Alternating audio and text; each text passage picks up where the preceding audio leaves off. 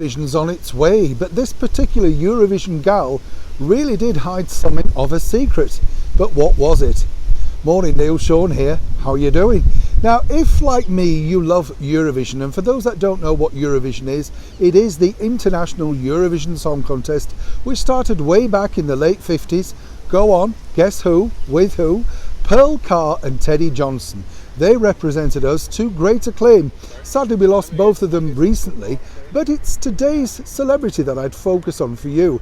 I was lucky enough to meet this icon of the 1960s when, of course, girl singers were all the rage. Of course, around the world, you had the likes of Vicky Carr, Dionne Warwick, people like that. Over here in England, we had the evergreen Petula Clark, Cilla Black, and this lady who sang Barefoot. We're talking, of course, about the delectable Sandie Shaw. Now, Sandie found fame by basically becoming friends with a famous pop star herself, or should I say her manager.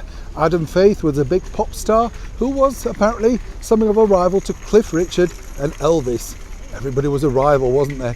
But then, in way middle 60s, after Sandie had enjoyed so much success with songs like Long Live Love, Girl Don't Come, things like that, well, there was a bit of a, shall we say, rumpus.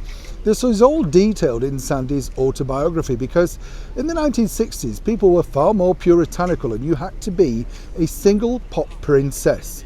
You couldn't afford any sort of dark stain on your character. Hard to believe in this wacky wild world we all live in today, right? Well, Sandie basically was then offered the opportunity to clean up her act. This is because, allegedly, she was enjoying, shall we say, a close friendship with the producer of a mega hit TV show over here called Ready, Steady, Go. It was the sort of ITV version of Top of the Pops, but a little bit raunchier because the kids were dancing around the cameras and Keith Fordyce was really happening, if you remember him.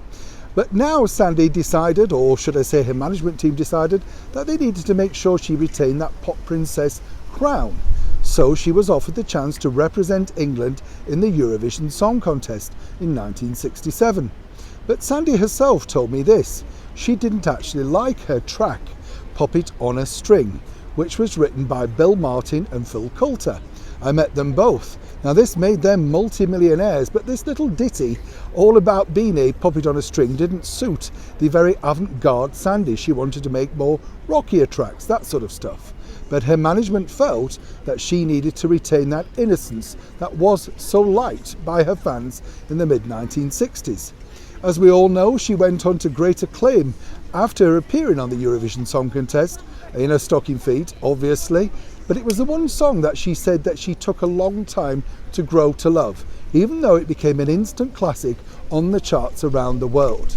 Sandie today, in fact, was a very shrewd businesswoman because she's the only lady of that era to actually demand and own her own master recordings, meaning that she truly does own the recordings and still retains money and makes money from the ongoing million sellers that she's had.